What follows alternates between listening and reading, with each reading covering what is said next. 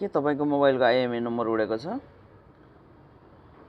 र तपाईहरुले बनाउन पसलमा जान पनि टाढा भएको छ, बनाउने खर्च पनि महँगो लागेको छ भने तपाईहरुले म एउटा टिप्स सिकाउँदै छु जुन फ्रीमा हामीले IMEI रिपेयर गर्न सकिन्छ र मोबाइलको IMEI नम्बर उड्यो भने कस्तो समस्या देखिन्छ त मोबाइलमा भने कि तपाईको मोबाइलमा इनभ्यालिड IMEI भनेर लेख्छ। यसरी हेर्नुस्, यो इनभ्यालिड IMEI लेख्छ र यस्तो भयो भने मोबाइलमा टावर नआउने समस्या हुन्छ। मेन तपाईको टावरले काम गर्दैन र त्यसको लागि आफ्नो IMEI चेक गर्नको लागि तपाईले मोबाइलमा *#06#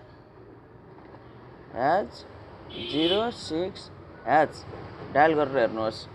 यसमा इनभ्यालिड IMEI भनेको छ र यसमा दुईवटै IMEI उडेको छ। कसैमा एउटा मात्रै IMEI पनि उडेको हुन्छ र सिंगल सिम भयो भने यो इनभ्यालिड एउटा मात्रै देखाउँछ। यसको लागि हामीले के गर्ने त भने यदि तपाईहरुको मोबाइल चाइनिज सिरिजको छ र MTK CPU लागेको छ भने त्यसमा तपाईले सिधै MTK इन्जिनियरिङ मोड भन्ने एउटा एप्लिकेसन आउँछ जुन प्ले स्टोरबाट निशुल्क डाउनलोड गर्न पनि सकिन्छ र त्यहाँदेखि डाउनलोड गर्नु होला। र यदि तपाईहरुले एउटा कोड छ त्यो कोड राखेर पनि ट्राई गर्न सक्नुहुन्छ। यदि इन्जिनियरिङ मोड डाउनलोड भएन भने तपाईले मोबाइलमा *## 14 78 9632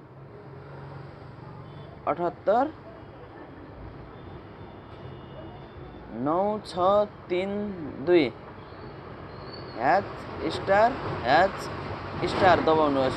यो इन्जिनियरिङ मोडमा जान्छ यसरी र यहाँ इन्जिनियरिङ मोडमा गइसकेपछि तपाईहरुले यो ट्याब गर्नुहोस् र यस्तो कनेक्टिभिटीमा जानुहोस्। कनेक्टिभिटीमा गइसकेपछि तपाईहरु यो CDS इन्फर्मेसनमा जानुहोस्। CDS इन्फर्मेसनमा गइसकेपछि यो रेडियो इन्फर्मेसनमा जानुहोस् र यहाँ फोन 1 फोन 2 भनेको छ। यो हाम्रो 1 र 2 IMEI हो। फोन 1 बाट हामीले ट्राई गर्नुहोस्। पहिला 1 को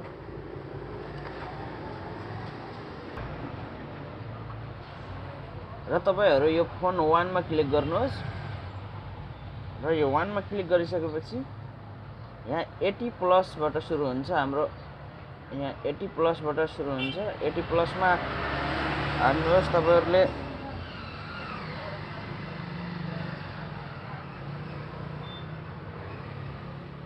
यसमा एउटा कोड हान्नुहोस्। EGMR हान्नुहोस्।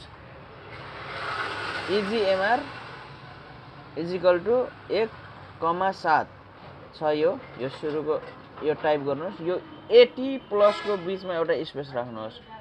80 को ठाउँमा एउटा स्पेस, यो ठाउँमा एउटा स्पेस राख्नुहोस्। स्पेस अनि यो ठाउँमा एउटा यो कमा हटाइदिनुहोस्। तपाईहरुले एउटा कमा हटाइदिएर यसको IMEI नम्बर हान्नुहोस्। जुन IMEI तपाईहरुको ब्याट्रीको पछाडी ब्याक ढक्कन खोल्नुहोस्, ब्याट्री खोल्नुहोस् र त्यो पछाडी ओरिजिनल IMEI हुन्छ त्यो टाइप गर्नुहोस्।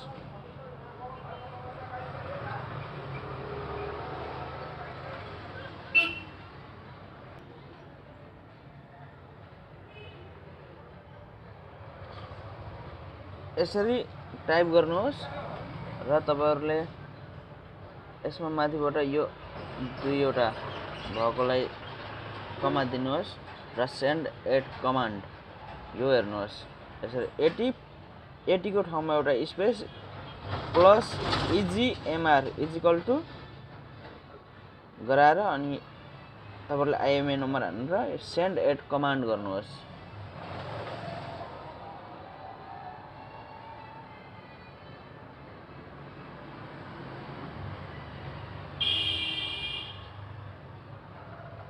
सेन्ड एट कमान्ड गरिसकेपछि यसलाई स्विच अफ गरेर अन गर्नुहोस्।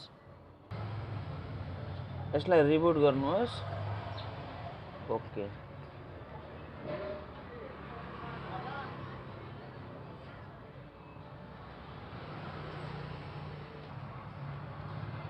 मोबाइल यो अन भइसकेको छ र अब यसलाई हेरौं यसको IMEI आएको छ कि छैन भनेर हामीले जाँचौं। फेरि *#06#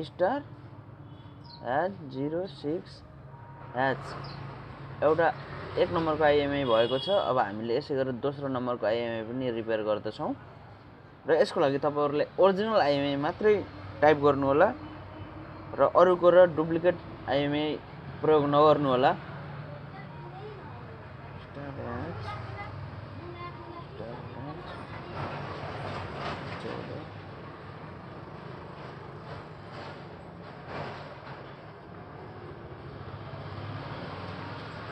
यो कोड टाइप गरेपछि तपाईहरुलाई फेरि वे इन्जिनियरिङ मोडमा पुगिन्छ हामी।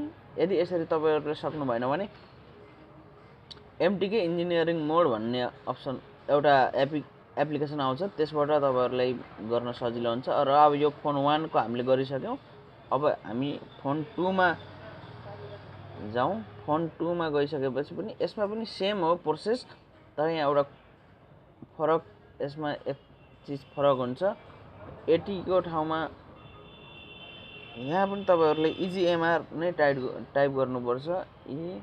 इजीएमआर यो 1,7 हामीले अघि टाइप गरेका थियौं भने अहिले हामीले 1,10 लाई युज गर्नुपर्छ र यो 80 को ठाउँमा एउटा स्पेस राख्नुहोस्। तपाईहरुले 80 को ठाउँमा स्पेस राखेर अनि अब यतापट्टि आइएमआई नम्बर टाइप गर्नुहोस्।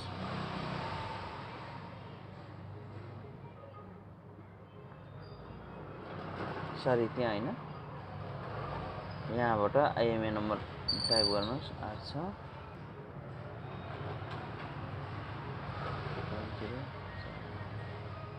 टाइप गर्नुहोस् र यो दुईटा कमा माथिबाट पर्ने किसिमले दिनुहोस् र सेन्ड एट कमान्ड, पुनः हामीले सेन्ड एट कमान्ड गरौँ र कमान्ड सेन्ड भइसकेको छ। यहाँ कमान्ड सेन्ड भनेछ। अब यसलाई पनि हामीले फेरि रिबुट गरौँ एकपटक।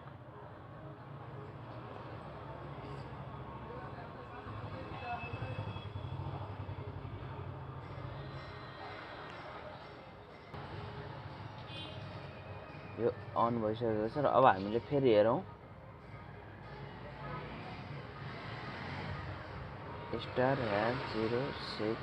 *#06# बाट आइएमआई दुईटै आइसकेको छ। न हामीलाई कुनै मोबाइल पसलमा जानु पर्यो, न हाम्रो ठुलो खर्च नै भयो। यसरी तपाईहरुले फ्रीमा आफ्नो आइएमआई रिपेयर गर्न सक्नुहुन्छ।